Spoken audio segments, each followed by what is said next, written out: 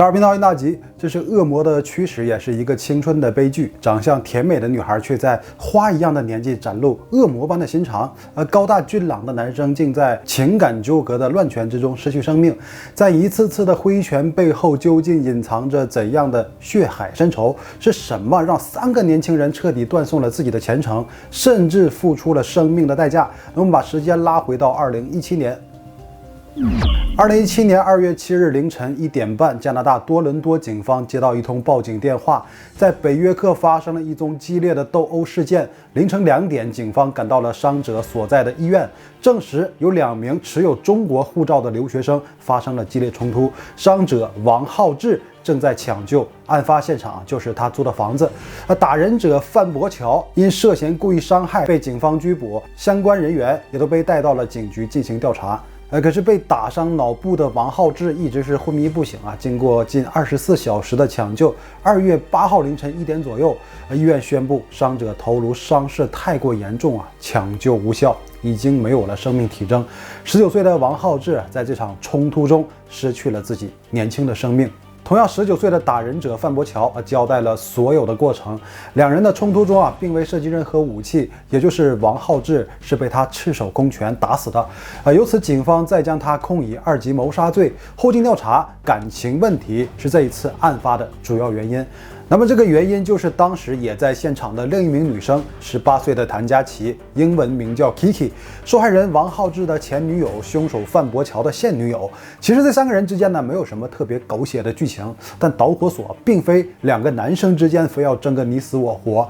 而是和这个谭佳琪的怂恿有着无法摆脱的干系。据说是谭佳琪教唆现男友范伯桥去打前男友，而且不止一次，并且她与现男友交往期间，似乎并没有和死者完全处在分手的状态。那3个家境优越、形象出众的年轻人是怎样闹到了这个地步究竟是谭佳琪劈腿后歹毒心肠借刀杀人，还是2个年轻人之间为了他而彻底失去理智呢？那下面我们就详细的展开这个故事最后也来起底一下这个谭佳琪的真实背景。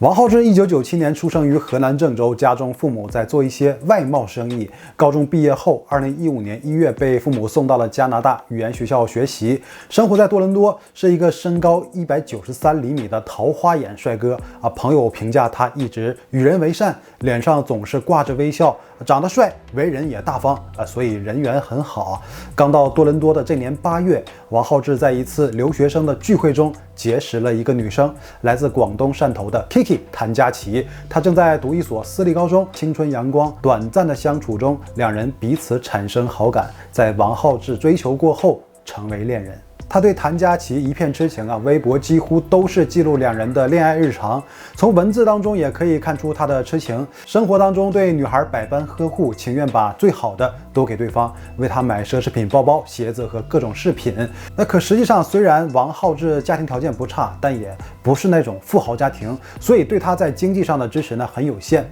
不足以到那种肆意挥霍的地步。可是，在2人的关系中似乎他只有不断给女孩买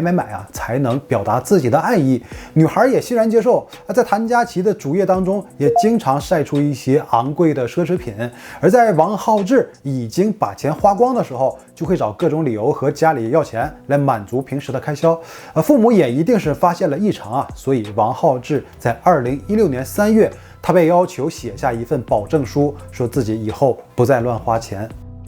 然而谭佳琪并不知道这些而王浩志为了不让2人的感情降温，只能从各个方面去降低自己的生活质量，和2个室友重新租了一间便宜的公寓，自己从日常开销中尽可能的节省，然后花给谭佳琪。不知道是否和这个省吃俭用有关呢？他的体重从180斤瘦到了128斤，那这可是1.9米身高的人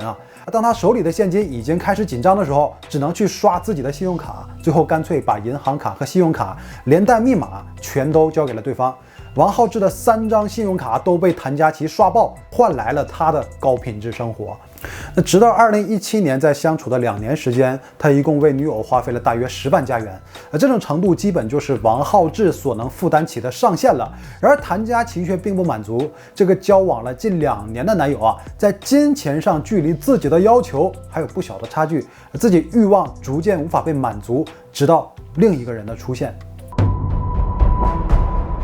那同样19岁的范博乔来自广东惠州，也就读于某私立高中。在他曾经的微博状态中可以看到，有练过多年泰拳和拳击的经历，并多次展露出打打杀杀的状态。那其中有一条状态说：“我不相信任何神或者是上帝，我只信仰金钱和拳头。”还说练拳击就是为了干掉你想干掉的人，绞杀欺负你或者想欺负你的人，保护想保护的人。那说这番话的时候还是未成年但也算是给多年后的悲剧埋下了伏笔。范博乔热爱健身，身材健硕，平日里穿着考究也非常的精致，但和之前微博里的内容相比别人对他的评价性格并不是很张扬的类型，也没有见过他情绪起伏特别大的情况。但只要朋友受欺负受委屈，就会主动出头。案发2个月前，范博乔结识了谭佳琪，那之后两人就经常出双入对，一起参加各种 party。而此时的王浩志和谭佳琪是否分手无法得到准确的信息。结合后续发展的情况来看呢，谭佳琪劈腿的概率更高，范博乔也开始为他各种买钱花光了也问题不大多次以交补课费为由向家里要钱，然后再全都花在女友的身上，为他继续添购各种奢侈品。2017年2月6日，王浩志似乎发现了女友劈腿的事实，下午3点发布了一条朋友圈：“我算看明白了，14号情人节还想着送你什么礼物，这就是你给我最好的礼物，祝你幸福。”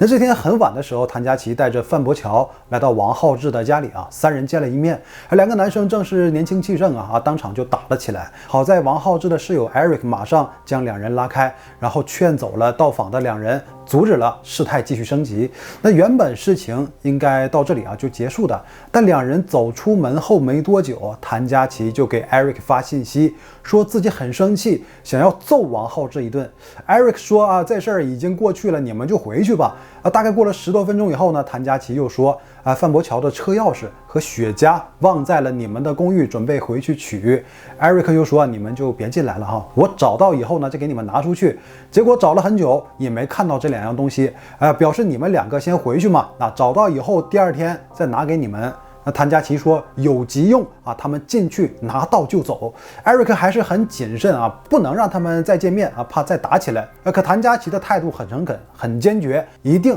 拿完就走。终于得到了 Eric 的信任，约定在地下室的后门进去。Eric 打开门，范博乔的状态也很正常，就让他进去，赶紧找到然后离开。那同时拦住了想要一起进屋的谭佳琪，因为不想让他和王浩志再见面，引发争吵。结果范博乔刚走进去不久，他就听见了里面爆发了冲突。Eric 第一时间赶到，范博乔已经是脱去了上衣，骑在王浩志身上，用膝盖顶着对方的颈部，辱骂着脏话，然后不断挥拳。而王浩志已经是满脸是血没有任何反抗能力，他的血液染红了沙发，随后开始不断抽搐。Eric 和另一个室友看到这种情况很着急，马上要叫救护车，但是谭佳琪却进行了阻拦。说他衣服上有这么多血怎么送进医院呢？然后几个人开始折腾给王浩志换衣服耽误了好久直到第2天凌晨，当王浩志被送进医院的时候，医院的人才报警。警方到医院后呢，带走了范博乔。他在临上警车之前还喊了一声 "Take care, my girlfriend"。那王浩志已经错过了最佳的抢救时机，最终因为颈部大动脉爆裂和颅内大出血而亡。在事发的时候，与其说是冲突袭击这个词儿应该更准确，因为家里没有他们要找的车钥匙和雪茄。而对范博乔这个人来说，即便是情敌，也没到必须要下如此狠手置对方于死地的程度。我们结合他之前发过的微博，保护你想保护的人这就很符合事发的场景。然而王浩志并没有伤害过女孩，只有一种可能会让范博乔如此愤怒，就是谭佳琪呢编造了一些莫须有的被迫害情节，然后怂恿他进行了第2次袭击一切就合理了。但是没有证据，那范博乔被捕，而谭佳琪没有受到任何影响。冲上去，然后我当时把他推开了，推开之后他回头想试图攻击我，可是被我从地下室上来的另外一个朋友给抱住了。之后他被抱住的时候还用手指着我说，你知道我是谁吗？王某的室友们表示，尽管他们努力阻止了范某，但但是王某当时已经情况危急，在室友们准备报警叫救护车时，还遭到了在场的谭某阻拦。2月8日，王浩志被宣布死亡。范伯桥的2级谋杀罪指控如果成立，等待他的必将是牢狱生涯。那中国驻多伦多总领馆接到警方的通知后，联系了2名留学生的国内亲属。王浩志的亲属根据直系亲属死亡证明，才到多伦多，见到已经受到脱相的死者，悲痛欲绝。那范伯桥的家人是第一时间就赶到加拿大，得知一旦2级谋杀罪成立，他最高将被判终身监禁，至少服刑10年才可申请假释。于是马上为儿子豪掷巨款，请来加拿大最顶级的律师 Brian Greenspan 来为其辩护。这名律师单小时计费高达1000加元，足见范伯桥父母救子心切和雄厚的经济实力。那据网友爆料范伯桥的父亲是广东东莞某银行分行的行长。那虽然无法证实，但不可否认他殷实的家境。几个月的时间案件经历了多次开庭审理。范伯桥单方面还原案发经过，和证人 Eric 的证词是大相径庭，说两人第一次冲突出门后呢，女友很失落，自己也有一点愤怒，因为王浩志不断辱骂自己的女友谭佳琪，自己再次回去是为了取钥匙和雪茄。但是刚进到屋里就被王浩志揪住了头发，按在沙发上疯狂攻击。他为了摆脱，才做出了反击，并没有预谋。可是有一个很重要的细节你可是脱下了外套那范伯桥辩解说是因为屋里太热进去就脱掉了，没有想打架的意图。还有一个证人是王浩志的朋友说，案发当时呢，两人正在通电话。产生冲突的时候，他听到里面有人在喊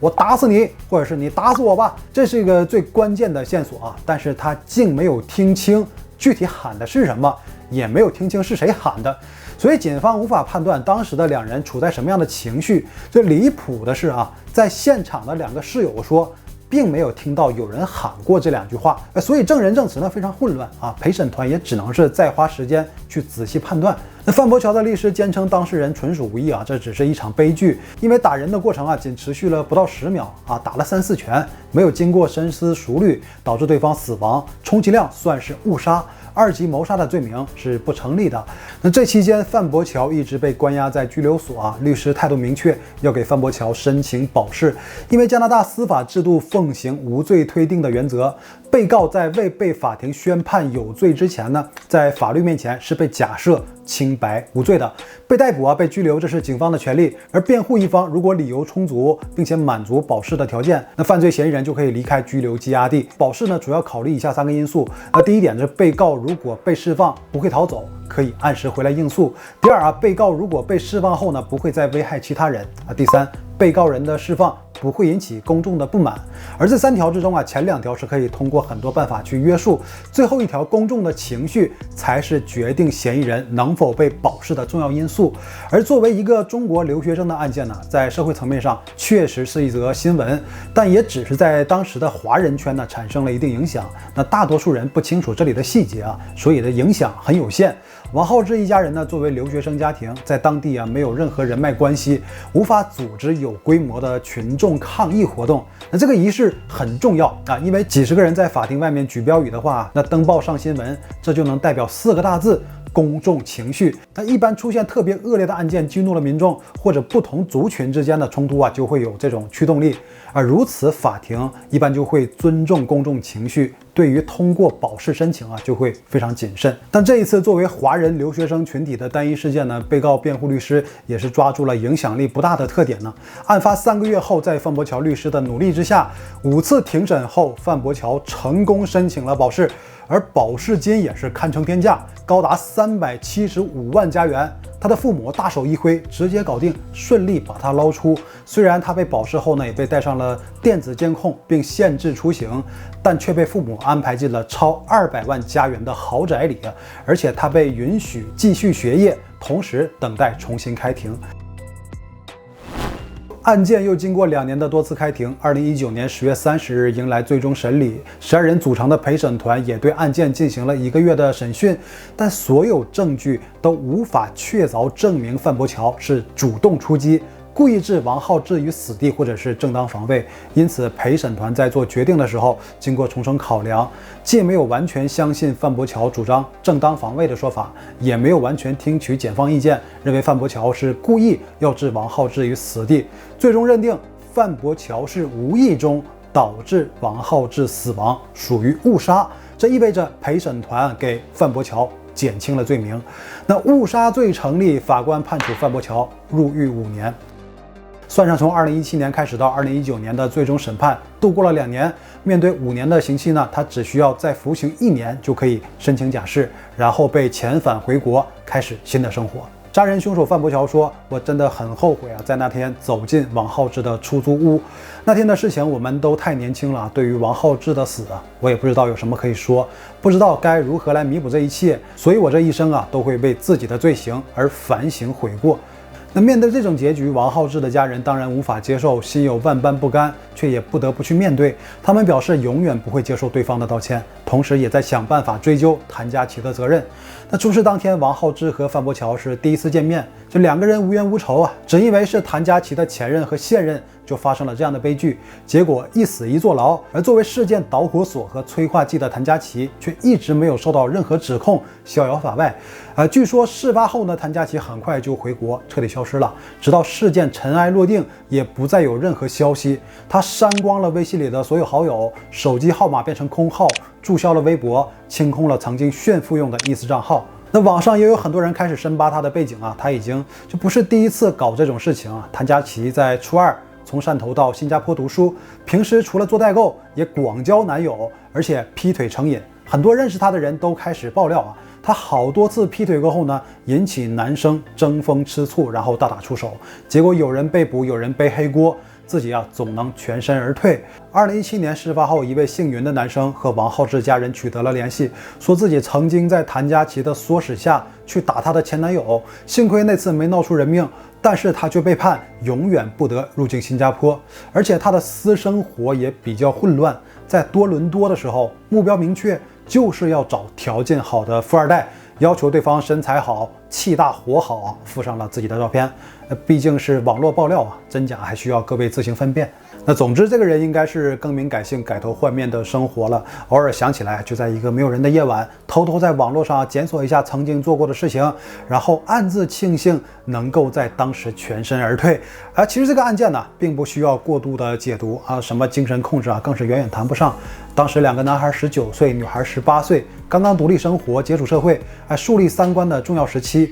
罗翔老师那句话，那一个人知识越贫乏，相信的东西就越绝对套用在心理学上也适用。人格越不健全，相信的东西就越绝对。那青春期也是人格发展的黄金阶段但因为受到不同环境的影响，有的人会因为一点暖心就会绝对相信这是海誓山盟、圣洁无瑕的爱情，反之呢，也会因为一点波折就会相信这是不共戴天、势不两立的仇恨。那映射到现实中，我们不难看到很多就是青少年的罪犯，他们的下手之狠毒，很多都令人发指，而起因可能仅仅是因为1、2句话的矛盾，因为他们就处在人格不健全的阶段所有的矛盾都会被无意识的上升到极端的仇恨也许经过教育，或者是自己在生活中不断总结，经过几年之后，即便是发生了同样的事情，那人格相对健全的他们可能就会做出不同的抉择。那今天事件中的范伯桥早期的中二言论和后期的种种表现，说明他当时就在人格不健全的阶段。那谭家齐也一样，所以他可完全不是利用什么精神控制之类纯的就是添油加醋、窜烟拱火的一把好手。在他的不断教唆之下，让范伯桥感觉自己神圣的爱情被人侮辱，直接就上升到你死我活的那个层面了。所以做出了最错误的抉择。没有错误的时间，没有错误的地点，只有卧龙遇到凤雏，硬生生的制造了这一起悲剧。一个人的青春因为2个人的懵懂戛然而止。那好了，同学们，本期的所有内容最后不要忘了点赞、订阅、大家，谢谢你了。